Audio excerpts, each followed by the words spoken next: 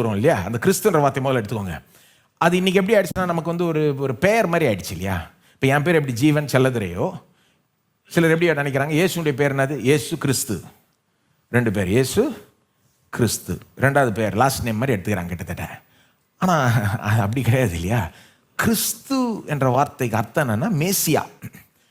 அதை நீங்கள் அப்படி தான் எடுத்துக்கணும் ஆக்சுவலாக. இல்லைனா அதை எடுக்க வேண்டிய விதத்தில் எடுத்துக்க மாட்டோம், கரெக்டாக புரிஞ்சுக்க மாட்டோம். பாருங்கள், அது ஒரு டைட்டில்.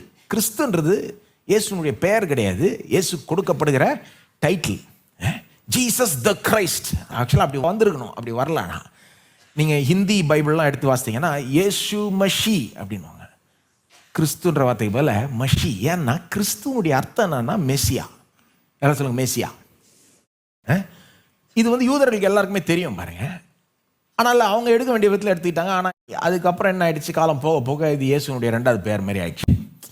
ஆனால் அது சரி, அவ்வளோ மேசியா மேசியா மேசியானா என்ன அர்த்தம்?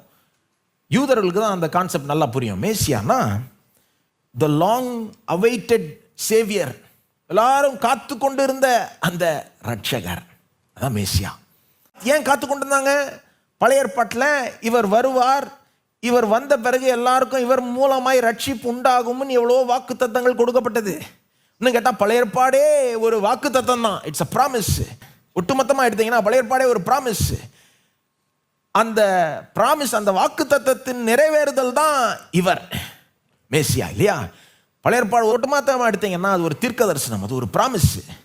ஒரு நாள் மேசியா வருவார், அவர் எல்லாத்தையும் சரி செய்வார், எல்லா பிரச்சனைக்கான பதிலையும் தருவார் என்ற ஒரு வாக்கு தத்தம் தான் பழைய ஏற்பாடு. அப்போது யூத மக்கள் வந்து அதை ரொம்ப ஆழமாக அவங்களுக்குள்ள பதிஞ்சிருச்சு.